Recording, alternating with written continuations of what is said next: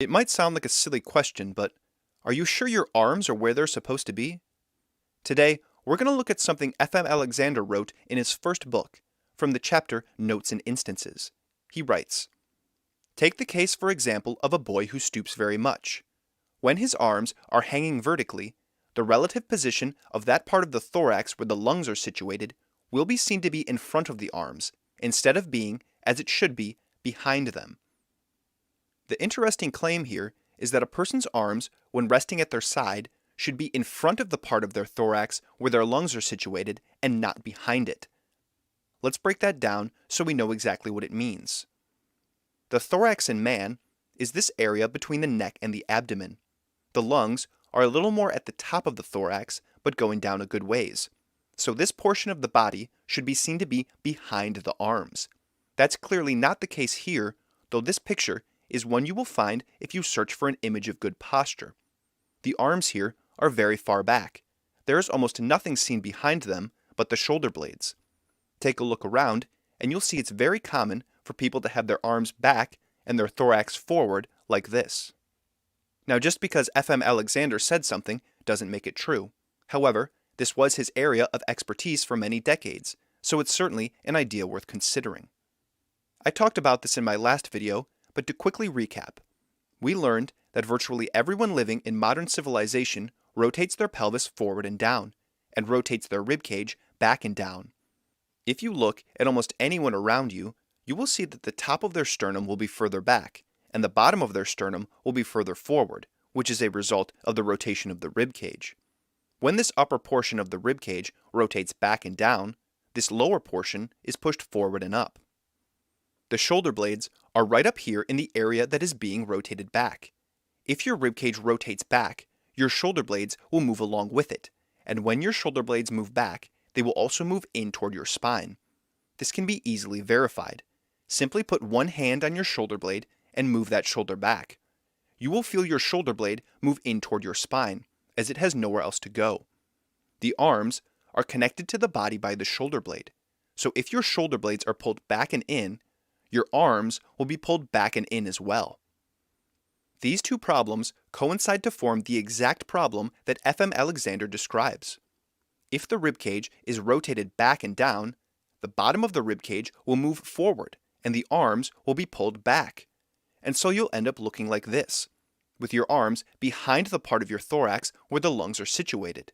You will also see an angled sternum and a bend in the hollowed out back.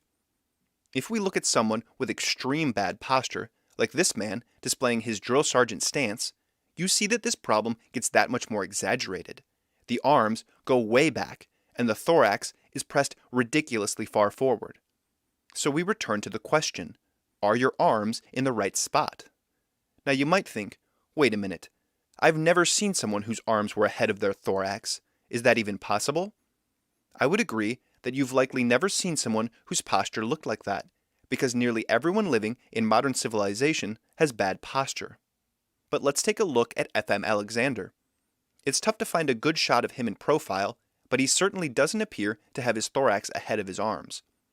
For a better example, we can look at Jondo Matsuero. In this picture, taken from a video of him performing the gestures of sitting into and out of a chair, we can see his arms are very far forward, and his thorax is behind his arms. And here are some pictures of me.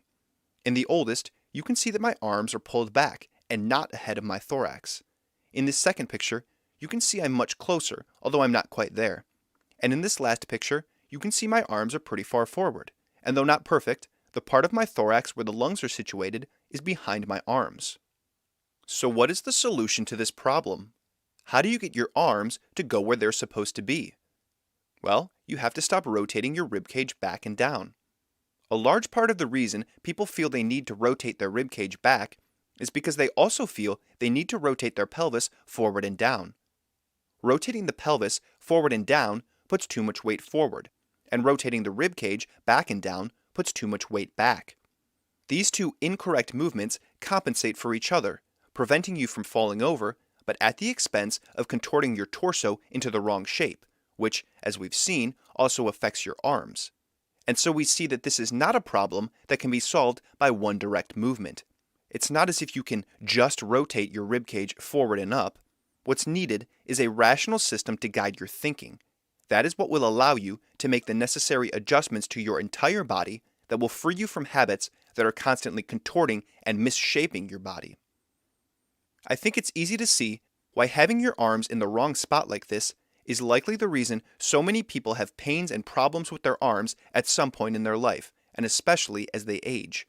Whether it's shoulder pains, elbow pains, wrist pains, neck or back pains, frozen shoulders, or other issues in the arms and upper torso, these troubles are all much more likely when your arms are habitually held out of place. If you'd like to learn more about this problem and other problems like it, please join me again on this channel, where I will be providing material on how to learn to use your rational mind to guide how you use your body. And if you're looking for more immediate help, I recommend lessons from Jando Masuero, or from a teacher who has trained in his system for re-education, called the Initial Alexander Technique. More details on that are in the description. Thank you for your time. Questions and comments are always welcome in the comment section below.